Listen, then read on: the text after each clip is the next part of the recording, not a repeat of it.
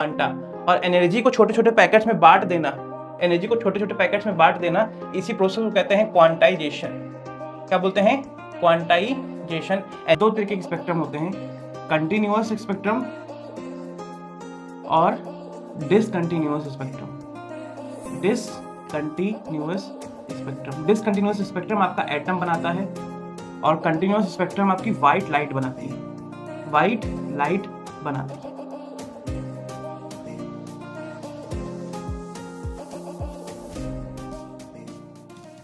तो हेलो बच्चों, मेरा नाम जनार्दन दीक्षित है और आज हम आपके सामने लेके आए हैं lecture number 6 of the structure of atom chapter.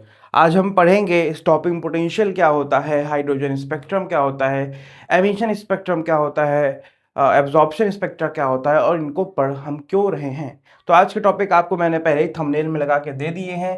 तो शुरुआत करते हैं स्टॉपिंग पोटेंशियल से। उसके पहले ये जान लें कि पिछली क्लास में क्या पढ़ चुके थे। पिछली क्लास में फोटो इलेक्ट्रिक इफेक्ट पढ़ चुके थे, इलेक्ट्रिक इफेक्ट पढ़ चुके थे, जिसमें मैंने आपसे कहा था कि हमने क्या पढ़ लिया था, हमने इसका पार्टिकल नेचर जो होता है, पार्टिकल नेचर का प्रूफ पढ़ लिया था। एक प्रूफ पढ़ लिया था और भी प्रूफ आएंगे। इसका एक फॉर्मूला भी निकल के आया था फोटो इलेक्ट्रिक इफेक्ट का, याद है? H nu is equal to H nu not plus half M V square. इसको बोलते हैं थ्रेशोल्ड एनर्जी, थ्रेशोल्ड एनर्जी, या फिर इसको हम लोग टोटल एनर्जी, इसको हम लोग वर्क फंक्शन बोलते थे, वर्क फंक्शन बोलते थे। और वर्क फंक्शन का सिंबल क्या होता था? साई। क्या होता था? साई। ठीक है। अच्छा, इसी में आज एक और चीज सीखेंगे, stopping potential. Stopping potential, potential देखो देखो, अगर मान लो मैंने ये दो मेटल की प्लेट लगा रखी हैं, यहां से बैटरी ज्वाइन करवा दी है, positive negative positive negative negative positive.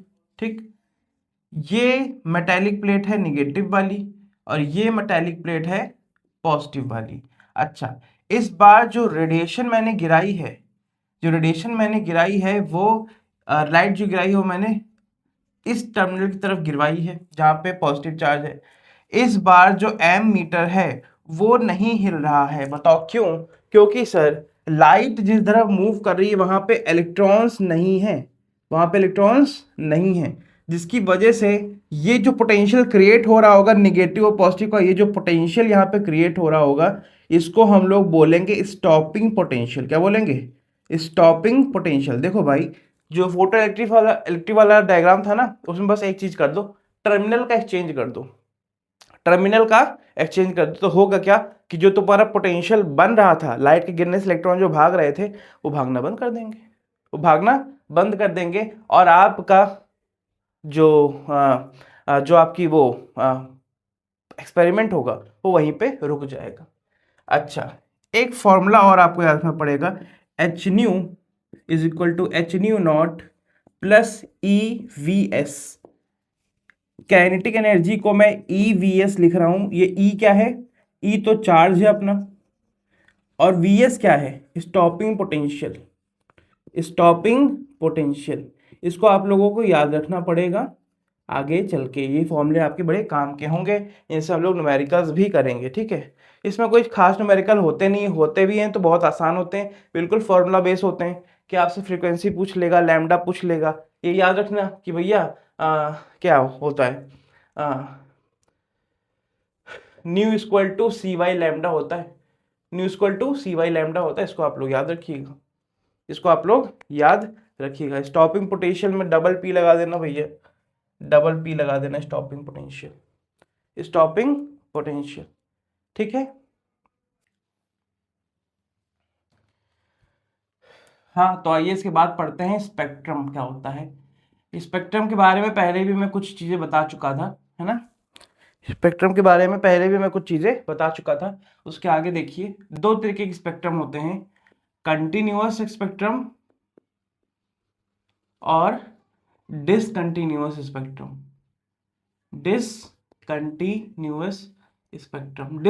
Spectrum आपका एटम बनाता है और कंटिन्यूअस स्पेक्ट्रम आपकी व्हाइट लाइट बनाती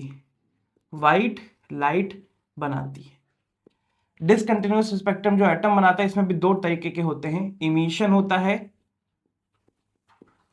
होता है और एब्जॉर्प्शन होता है। इमिशन होता है और एब्जॉर्प्शन होता है, ठीक है। तो व्हाइट लाइट वाला कंटिन्यूअस स्पेक्ट्रम कैसा दिखता है, देखो जरा। मान लो ये मेरा, ये इसको मैं यहाँ पे दिखा रहा हूँ, ये मान लो यहाँ पे हमारा प्रिज्म है, यहाँ से वाइट लाइट हमारी जा रही है, वाइट लाइट है ना। तो हमारे ये अलग अलग स्पेक्ट्रम में बदलेगा, इसको हम लोग कहते हैं विबग्योर ऐसे, है ना। या तो उल्टा मैंने लिख दिया, ऐसे ऐसे लिखो, विबग्योर, ठीक। विबग्योर में V से लेकर R तक हम देखें तो लैम्डा हमारी बढ़ती है, ये 400 नैनोमीटर का होता है, ये 750 नैनोमीटर का होता है, 750 नैनोमीटर का होता है। और इधर से इधर अगर हम जाएंगे तो फ्रीक्वेंसी हमारी ये बढ़ता है, फ्रीक्वेंसी हमारी घटती है, ये आपको याद होना चाहिए, ठीक है। इमिशन और अच्छा, इसका जो स्पेक्ट्रम होता है इसमें जो कलर्स होते हैं बिल्कुल मिक्स होके आ रहे होते हैं। मेरे पास ज़्यादा कलर्स तो है नहीं यहाँ दिखाने के लिए, उसकी फ़ोटो यहाँ पे मैं लगा दूंगा, कंटिन्यूस स्पेक्ट्रम की फ़ोटो लगा दूंगा यहाँ पे, कि कलर्स बिल्कुल मिक्स हैं। जैसे मान लो ये कौन सा कलर दिखा रहा हूँ मैं, मान लो मेरे पास ये रेड कलर है, तो इससे बिल्कुल मिलता जुलता ही इसी में घुसा हुआ आपको कहीं ना कहीं ग्रीन कलर मिल जाएगा, ब्लू कलर मिल जाएगा, ग्रीन कलर मिल जाएगा, जो भी कह दो, है ना। ऐसे कोई भी बीच में जगह खाली नहीं होगी, इसमें अच्छे से नहीं दिखा पा रहा हूँ आपको, फोटो जरूर लगा दूंगा इस जगह पे, ठीक है। अब इमिशन स्पेक्ट्रा पढ़ते हैं, इमिशन स्पेक्ट्रा पढ़ते हैं। अभी ब्लैक बॉडी रेडिएशन बचा हुआ है, उसको भी पढ़ेंगे, ठीक है। इमिशन स्पेक्ट्रा देखो भैया, एक होती है एक्साइटेड स्टेट, मतलब कि हायर एनर्जी लेवल, आप लोग को पता ही होगा एक्साइटेड स्टेट, और एक होती है लोअर स्टेट, जिसको हम लोग कहते हैं ग्राउंड स्टेट, इसको हम बोलते हैं ग्राउंड स्टेट। अच्छा, एनर्जी किसकी ज्यादा है, ऊपर वाले की एनर्जी ज्यादा होती है, नीचे वाले की एनर्जी कम होती है। अगर स्टेबिलिटी की बात करूं तो ऊपर वाले की स्टेबिलिटी, ऊपर वाले अगर लेवल पे कोई इलेक्ट्रॉन है तो उसकी स्टेबिलिटी कम होगी, और यहाँ पे स्टेबिलिटी हाई होगी, ठीक है। अच्छा, मतलब मान लो एक इलेक्ट्रॉन है यहाँ पे, ये कूद के अगर यहाँ गया, कूद के यहाँ पे अगर पहुंच गया किसी तरीके से, अब मान लो ये हाई एनर्जी तो इसकी हो गई, स्टेबिलिटी इसकी कम है, और इसको वापस अगर अपनी स्टेबिलिटी गेन करनी होगी तो क्या करेगा, नीचे आएगा। और जैसे ही इलेक्ट्रॉन नीचे आएगा तो हमारी एनर्जी जो होगी वो क्या होगी, एमिट होगी। एनर्जी जो होगी वो क्या होगी, हमारी एमिट होगी। और यही एमिट हुई एनर्जी को, अगर इसी एमिट हुई एनर्जी को मैं इस स्पेक्ट्रम से पास करूं, मैं एक प्रिज्म से पास करूं, मान लो ये जो एनर्जी रिलीज कर रहा होगा वो λ1, λ2 और λ3 कर रहा होगा, λ1, λ2 और λ3 कर रहा होगा। मैं इसमें से पास कराऊं, मैं इसमें से इस सैंपल को अगर मैं पास कराऊं तो कितनी वेवलेंथ हमको मिलेंगी, λ1, λ2 और λ3 अंदर गए थे, तो λ1 और λ2 और λ3 हमको आगे चल के एक फिल्म यहाँ पे लगाई जाती है, जिसको हम लोग कहते हैं फोटोग्राफिक फिल्म। क्या कहते हैं, फोटोग्राफिक फिल्म, जो इन अलग अलग कलर्स को एब्जॉर्ब करता है, यहाँ पे भी ऐसी ही प्लेट लगाई गई है, फोटोग्राफिक फिल्म लगाई गई, PGF, ठीक है। अच्छा, इसको हम लोग कहेंगे भैया, ये जो स्पेक्ट्रम आया है आपका, ये हमेशा डिसकंटिन्यूअस होगा।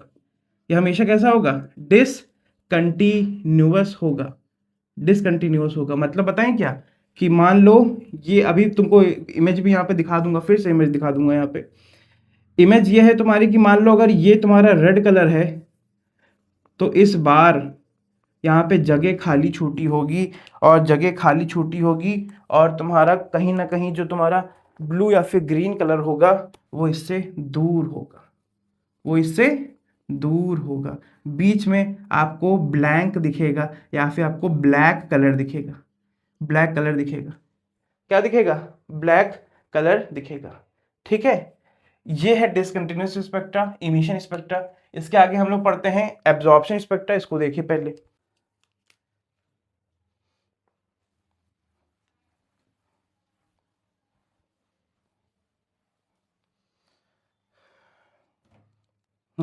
अगर मैं इसी में इसी जो मैंने एक चीज दिखाई थी एब्जॉर्प्शन स्पेक्ट्रा, एब्जॉर्प्शन स्पेक्ट्रा, ये जो मैंने यहाँ पे नीचे से ऊपर, ऊपर से नीचे दिखाया था, अगर पहली कंडीशन को मैं देखूं जहां पे इलेक्ट्रॉन नीचे से ऊपर की तरफ जा रहा था, क्या गेन करने के लिए? हाई एनर्जी गेन करने के लिए। तो इसको मैं ये तो कहूंगा ना कि एब्जॉर्प्शन हुआ है, एब्जॉर्प्शन हुआ है ऑफ एनर्जी का, ऑफ एनर्जी का। मान लो λ1, λ2, λ3, λ4 यहाँ पे है एनर्जी जो एब्जॉर्ब होने के लिए तैयार है, एब्जॉर्ब होने के लिए तैयार है। यहां से यहां जाने पे एनर्जी एब्जॉर्ब हुई। देखो मैं ऐसे मान लेता हूँ, एक सोर्स है हमारा, सोर्स हमारा क्या होगा? इलेक्ट्रॉन। उसके पास है λ1, λ2, λ3, λ4। एक सैंपल से उसको पास कराया जा रहा है, मतलब उसकी रिएक्शन करवाई जा रही है, मतलब उसकी रिएक्शन करवाई जा रही है, उसको एक्साइटेड स्टेट में भेजा जा रहा है, उसको एक्साइटेड स्टेट में भेजा जा रहा है। तो इस सोर्स से एनर्जी जो होगी वो जाएगी इसके अंदर। अच्छा मान लो λ2 एब्जॉर्ब हो गया, λ2 क्या हो गया? एब्जॉर्ब हो गया। तो बची हुई जो चीजें होंगी वो प्रिज्म में कैसी दिखेंगी? वो वहां पे केवल और केवल आपको दिखेगी λ1। यहाँ पे केवल और केवल आपको दिखेगी क्या? λ1 दिखेगी, λ3 दिखेगी और λ4 दिखेगी, क्योंकि λ2 तो पहले ही एब्जॉर्ब हो चुकी है। देखो मैं ऐसा यहाँ पे भी दिखा सकता था, है ना, लेकिन ये ज्यादा सही तरीका है कि भैया इलेक्ट्रॉन नीचे से ऊपर जाने पे, सोर्स क्या है तुम्हारा? इलेक्ट्रॉन। नीचे से ऊपर जाने पे एनर्जी एब्जॉर्ब होगी, एनर्जी एब्जॉर्ब होगी मतलब वेवलेंथ, कुछ ना कुछ वेवलेंथ एब्जॉर्ब हो जाएंगी। सैंपल हमने रख दिया। सैंपल मतलब क्या? किसी ना किसी चीज से तो रिएक्शन करवा रहे होगे, कुछ ना कुछ तो कुछ ऐसा किए होगे ना जिसमें इलेक्ट्रॉन नीचे से ऊपर गया होगा। देखो ऊपर से नीचे आना तो may be a spontaneous process, but नीचे से ऊपर जाना is not a spontaneous process, is not a spontaneous process. अच्छा सर, तो हमारा एक वेवलेंथ जो हमारी एब्जॉर्ब हो गई सैंपल के अंदर, जो बाहर निकली उसमें से क्या निकला? λ1, λ2 और λ3। यहां पे क्या हो रहा था? यहां पे जब मैं फोटो में आपको दिखाऊंगा, फोटो में दिखाऊंगा तो आपका यहाँ पे डार्क बैकग्राउंड होगा, डार्क बैकग्राउंड होगा और ब्राइट ब्राइट लाइंस होंगी। और यहां पे बताएं क्या हो रहा होगा? यहां पे तुमको दिख रही होंगी λ1, λ3, λ4 लाइन से दिख रही होंगी, और λ2 की जगह तुमको यहाँ पे ब्लैक दिख रहा होगा। इसकी जगह पे आप ये लिख सकते हो कि यहाँ पे आपकी डार्क लाइन होंगी, डार्क लाइन होंगी, और ब्राइट ब्राइट बैकग्राउंड होगा। मैं दोनों ही स्पेक्ट्रम यहाँ बना तो नहीं पाऊंगा क्योंकि कलर्स चाहिए होते हैं, तो मैं दोनों की ही फोटो यहाँ पे लगा रहा हूँ आपके सामने। देखिए कि एक तरफ कैसे हम ये ब्राइट ब्राइट लाइन और डार्क बैकग्राउंड वाला है, और किस तरफ डार्क लाइन और ब्राइट बैकग्राउंड वाला है। दोनों को आप देख सकते हैं यहाँ पे, दोनों को ही मैंने लगाया है। ठीक है, अब देखिएगा, इसको मैं इसको थोड़ा एडिट करना पड़ेगा, मैं एडिट कर दूंगा, है ना। अब देखिएगा आपको ज़्यादा समझ में आएगा। देखो इसमें कुछ समझने वाली बात नहीं है, बस इतना जान लो कि इलेक्ट्रॉन नीचे से ऊपर जाएगा तो एब्जॉर्प्शन स्पेक्ट्रा बनेगा, ऊपर से नीचे आएगा तो एमिशन स्पेक्ट्रा बनेगा। कैसे बनता है? वो एनर्जी को तुम पास कराओगे प्रिज्म से, वो जो एनर्जी एमिट हुई है या फिर एब्जॉर्ब हुई है उसको तुम पास करवाओगे प्रिज्म से, तो प्रिज्म या तो उनमें से सारी की सारी वेवलेंथ को निकाल देगा, और या तो कुछ को रखेगा, कुछ को नहीं निकालेगा। ठीक है, वो आपके सामने है यहाँ पे। अच्छा ये भी कैसा होगा? ये भी कैसा होगा? ये भी आपका डिसकंटिन्यूअस होगा। कैसा होगा आपका? डिसकंटिन्यूअस ही होगा। इन दोनों चीज़ों को अगर आप समझ गए हो तो लिखो बेटा अच्छे से, फोटोज देखोगे तो और आपको समझ में आ जाएगा, और आपको समझ में आ जाएगा। तुम्हारे सिवा बना चाहत करेंगे बाबू, कि जब तक जिएंगे बाबू मोहब्बत करेंगे बाबू। मोहब्बत मोहब्बत मोहब्बत मोहब्बत। क्या इसी में ब्लैक बॉडी रेडिएशन भी पढ़ा दें क्या? क्या इसी में ब्लैक बॉडी रेडिएशन भी पढ़ा दें क्या? मजा आ जाएगी। PGG इसी में ब्लैक बॉडी रेडिएशन पढ़ा दें। आओ देखो, black body radiation, black body radiation, इसका देखो मतलब क्या होता है। इसका देखो मतलब क्या होता है। मतलब इसका ये होता है कि एक ऐसी बॉडी, ब्लैक बॉडी, जो हर तरीके की वेवलेंथ को एब्जॉर्ब कर सके, absorb all type of radiation और हर तरीके की वेवलेंथ को या फिर रेडिएशन को एमिट कर सके। Emit all type of radiation, हर तरीके की रेडिएशन को एमिट भी कर सके, ऐसी बॉडी को बोलते हैं ब्लैक बॉडी। ये ब्लैक बॉडी, हमारा जो परफेक्ट ब्लैक बॉडी होता है वो सन होता है। Sun is a perfect black body, perfect black body. लेकिन हमारी अर्थ पे ऐसी कोई भी चीज नहीं है जो परफेक्ट ब्लैक बॉडी हो। देखो इसको हम लोग पढ़ क्यों रहे हैं। हमारे जो आइंस्टीन भैया थे, कौन भैया थे? आइंस्टीन भैया थे। इन्होंने कहा था अ बॉडी या भी कोई सब्सटेंस सेम तरीके की ही, सेम टाइप की ही रेडिएशन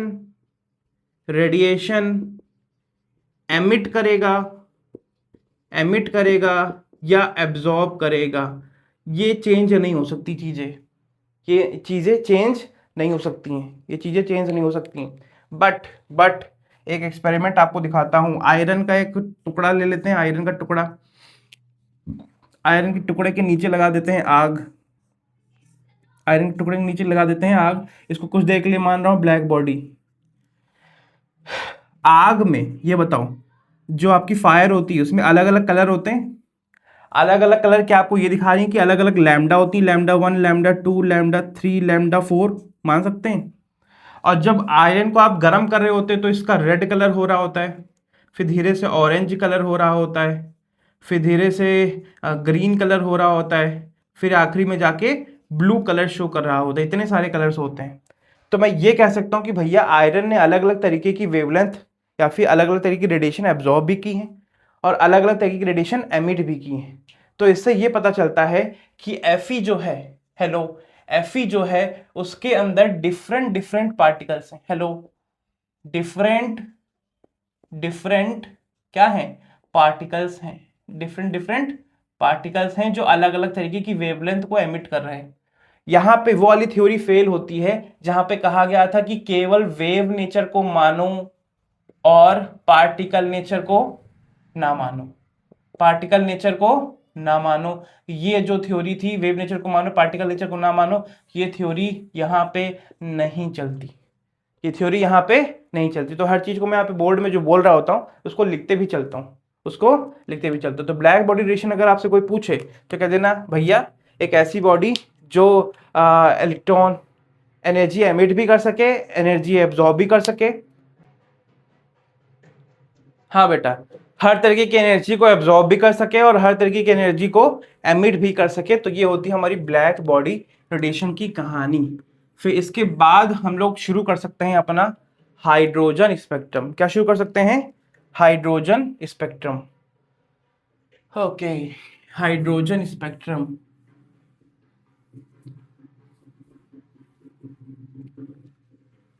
हाइड्रोजन स्पेक्ट्रम शुरू कर सकते हैं। Yes or not? Yes, baby. Yes.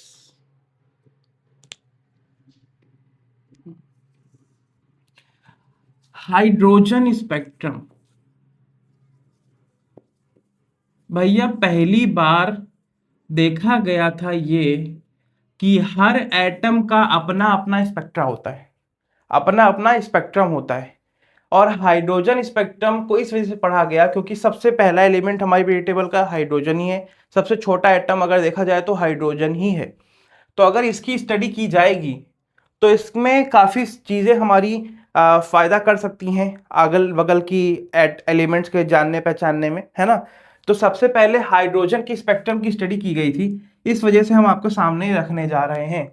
देखो एनर्जी लेवल बनाने जा रहा हूँ, ये सबसे छोटा एनर्जी लेवल n=1, फिर ये n=2, फिर ये n=3, फिर ये n=4, फिर ये n=5, फिर ये n=6, फिर ये n=7, फिर ये n=8 एंड इन्फिनिटी तक जाएगा, इसमें अलग अलग तरीके के साइंटिस्ट आए, उन्होंने अपने ट्रांजिशन दिखाए। देखो अभी आप लोग ट्रांजिशन ही देख रहे थे, ग्राउंड स्टेट से एक्साइटेड स्टेट में और एक्साइटेड स्टेट से ग्राउंड स्टेट में इलेक्ट्रॉन जाएगा आएगा, तो उसमें कितनी एनर्जी लॉस होगी, क्या होगा। देखो 1 से 2 में जाएगा, 2 से 3 में आएगा, कहाँ से कहाँ जाएगा। इसको ही सीखने के लिए, इसका नामकरण करने के लिए कई सारे साइंटिस्ट ने जोर लगाया और उन्हीं साइंटिस्ट के नाम पे ट्रांजिशन के नाम पड़ गए। ट्रांजिशन के नाम पड़ गए। जैसे देखा गया, अगर 8वें से मैं जंप करवाऊं किसी इलेक्ट्रॉन को पहले पर, 7वें से जंप करवाऊं मैं किसी इलेक्ट्रॉन को पहले पर, 6ठे से जंप करवाऊं, 5वें से जंप करवाऊं, चौथे से जंप करवाऊं, तीसरे से जंप करवाऊं, दूसरे से जंप करवाऊं, तो इसको कहा गया बाल्मर सीरीज। क्या कहा गया, बाल्मर, सॉरी।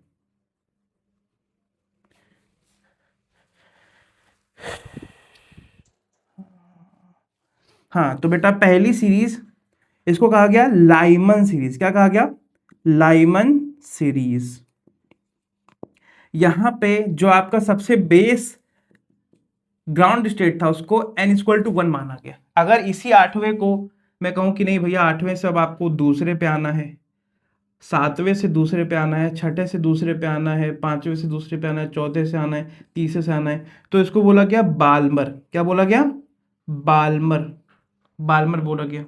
फिर अगर मैंने कहा नहीं भैया आपको क्या कहते हैं 8वें से तीसरे पे जाना है, 7वें से तीसरे पे जाना है, 6ठे से तीसरे पे जाना है, और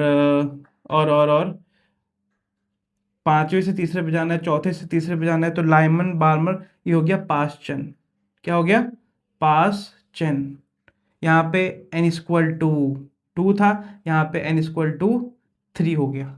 अब आके के और बनाते हैं, जैसे किसी ने कहा नहीं भैया 8वें से हम चौथे पे भेजते हैं, 7वें से चौथे पे भेजते हैं, 6ठे से चौथे भेजते हैं, 5वें से चौथे पे भेजते हैं, इसको बोला गया लाइमन बार्मर पासचन ब्रैकेट। क्या बोला गया, ब्रैकेट। यहाँ पे जो बेस था वो आपका 4 था, बेस था जो आपका वो 4 था। फिर इसके आगे बोला गया नहीं भैया अगर हम क्या कहते हैं 8वें से 5वें पे भेजें, 6ठे से 5वें भेजें, 7वें से 5वें भेजें, 6ठे से 5वें भेजें, तो इसको क्या बोलेंगे, तो बोला गया इसको बोलेंगे पी फुंड। यहाँ पे n= क्या है तुम्हारा 5 है। जो ग्राउंड स्टेट की बात कर रहे हैं, ये सब ग्राउंड स्टेट है, ground state, ground state, ground state, ground state, ground state. ठीक, इसके आगे अगर हम बात करें तो बस एक ही बचा हमारा कि 8वें से हम 6ठे पे भेजें, 7वें से 6ठे पे भेजें, इसको बोला गया हमफ्री। इसको बोला गया हमफ्री, इसको बोला गया हमफ्री।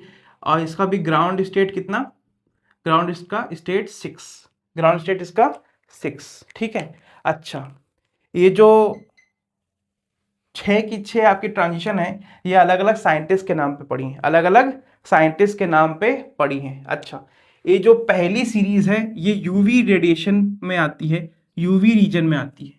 दूसरी जो है ये विजिबल में आती है, किस में आती है, विजिबल रीजन में आती है, और आखिरी की जो 4 है ये इंफ्रारेड रीजन में आती हैं। ये आपसे पूछा जा सकता है, ये आपसे पूछा जा सकता है, ठीक है।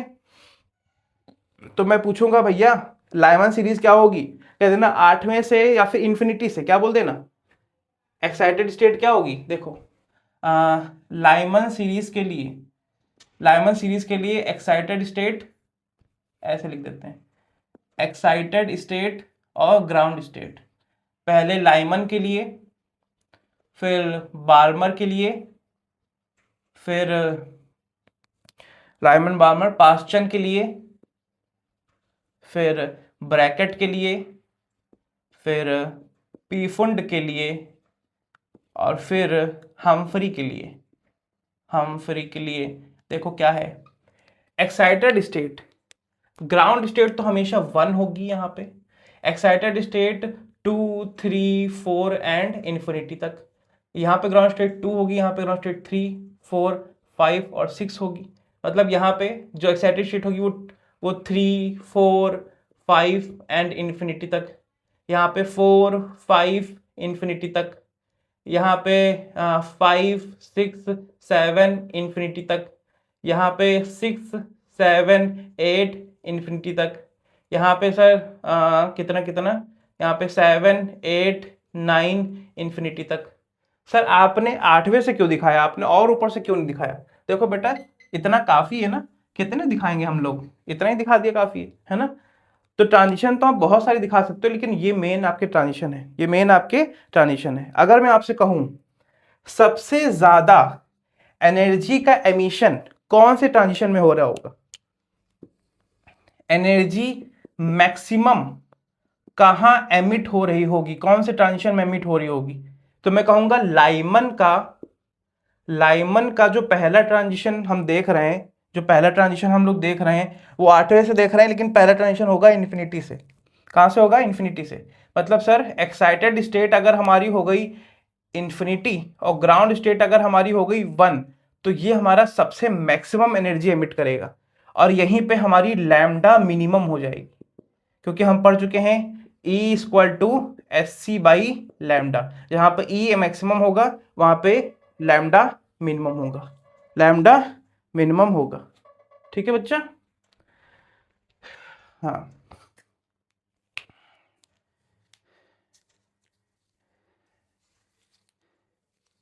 ठीक है, कोई आपसे पूछेगा तो ये पूछेगा लाइमन सीरीज का। ऐसे बाल्मर सीरीज, आप बाल्मर सीरीज का भी आपसे पूछ सकता है कि बाल्मर सीरीज का ई मैक्स बताओ, बाल्मर सीरीज का ई मैक्स बताओ कि सबसे ज्यादा एमिट करेंगे, तो बाल्मर सीरीज में सबसे बड़ा ट्रांजिशन वो कौन सा होगा, तो एक्साइटेड स्टेट यहाँ पे इन्फिनिटी रहेगी, और ग्राउंड स्टेट जहाँ पे आपकी 2 रहेगी, और यहाँ पे आपका लैम्डा मिनिमम होगा, लैम्डा मिनिमम होगा। ऐसे आप बाकी सबके लिए भी निकाल सकते हो, बाकी सबके लिए भी निकाल सकते हो। ये ट्रांजिशन पढ़ने में क्या हमको पढ़िए, ये क्यों ट्रांजिशन हम लोग पढ़ रहे हैं। देखो ट्रांजिशन को, अब कौन सा ट्रांजिशन आपकी आंखों में दिखता है, बाल्मर सीरीज का।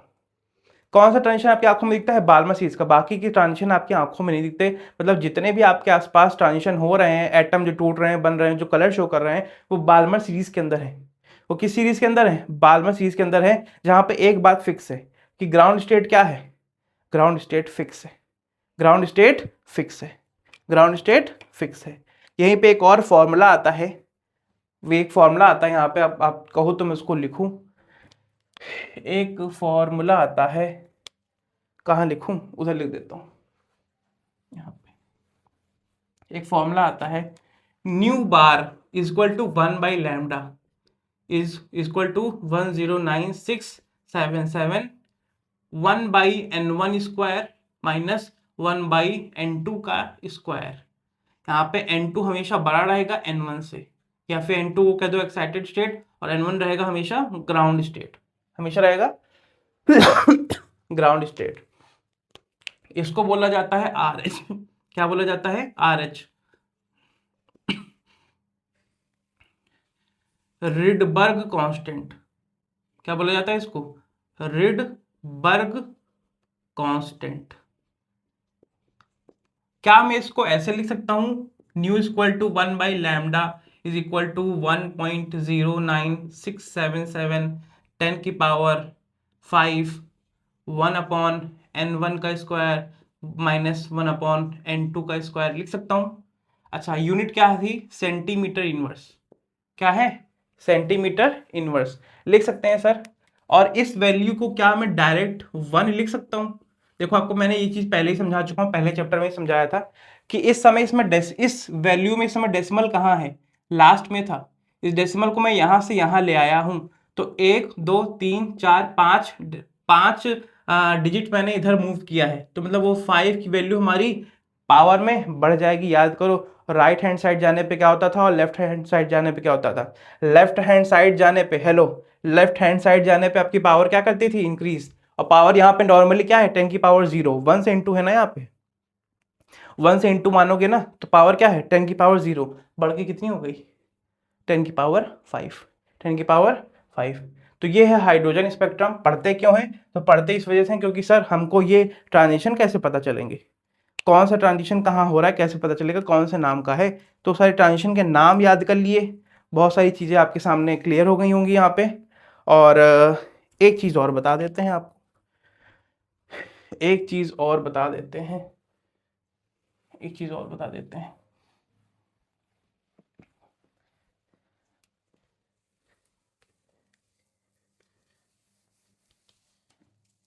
Planck theory, Planck theory. Planck ने फॉर्मूला दिया था E=h², ये तो आप जानते ही हो। h क्या है? 6.62 10⁻34 जूल सेकेंड। प्लैंक ने एक और चीज कही कि मान लो कोई सब्सटेंस है, मान लो कोई रेडिएशन है, क्या मान लो कोई रेडिएशन है, रेडिएशन में जो एनर्जी होगी वो पैकेट्स में होगी, किसी ना किसी फिक्स पैकेट में होगी। मान लो एक रेडिएशन जिसकी एनर्जी है 3 जूल की, 3 जूल के उसमें पैकेट्स हैं, 3 जूल के पैकेट्स हैं उसमें, ये ऐसे 3 जूल के पैकेट्स हैं। तो मैं ये कहूंगा कि भैया ये 3 जूल का जो चल रही है, इसमें 3 के मल्टीपल से ही 3 के मल्टीपल से ही एनर्जी एब्जॉर्ब होगी या फिर एनर्जी एमिट होगी। मतलब अगर एनर्जी एब्जॉर्ब होगी वो हो सकती है 3 9 3 6 9 12 15 27 ऐसे हो सकती है। और अगर एनर्जी एमिट भी होगी तो वो भी इसी तरीके से होगी, वो भी इसी तरीके से होगी। या फिर जैसे हम लोग एक और एग्जांपल ले लें, मान लो 5 5 5 5 5 5 ऐसे चल रही कोई वेव चल रही, उसमें क्वांटाइजेशन मतलब। अच्छा, एक और बात, ये जो छोटे छोटे पैकेट्स होते हैं इनको क्या बोलते हैं? क्वांटा। क्या बोलते हैं? क्वांटा। और एनर्जी को छोटे छोटे पैकेट्स में बांट देना, एनर्जी को छोटे छोटे पैकेट्स में बांट देना, इसी प्रोसेस को कहते हैं क्वांटाइजेशन। क्या बोलते हैं? क्वांटाइजेशन। एनर्जी को छोटे छोटे पैकेट्स में बांट देने को ही हम लोग कहते हैं क्वांटाइजेशन। तो ये भी क्वांटाइजेशन किया, ये भी क्वांटाइजेशन किया। यहाँ पे एनर्जी एब्जॉर्ब हो सकती है, यस सर। एनर्जी एमिट हो सकती है, यस सर। लेकिन सर वो होगी हमेशा 5 के टर्म्स में, 5 10 15 20 25 एंड सो ऑन। तो ये था आज की कहानी, ये थी आज की हलचल जो आपको पढ़नी है, समझनी है ना। आज का लेक्चर यहीं पे ख़त्म करते हैं। कुछ और बताने के लिए आज के लेक्चर में नहीं, अगला लेक्चर जब आएगा तो उसमें हम आपको पढ़ाएंगे बाकी की बहुत सारी चीज़ें। हम आपको बोर एटॉमिक मॉडल शुरू करेंगे। बोर एटॉमिक मॉडल में पोस्टुलेट्स पढ़ेंगे, उसने रेडियस निकाल के बताया था, वेलोसिटी निकाल के बताई थी, एनर्जी निकाल के बताई थी बोर ने, है ना। बल्कि वो सब चीज़ें सही नहीं है, केवल हाइड्रोजन के लिए वर्क करती हैं, लेकिन तब भी हम लोग उसको निकाल के देखेंगे और समझेंगे कि कैसे चीज़ें हो रही हैं, कैसे चीज़ें हो रही हैं। ठीक है।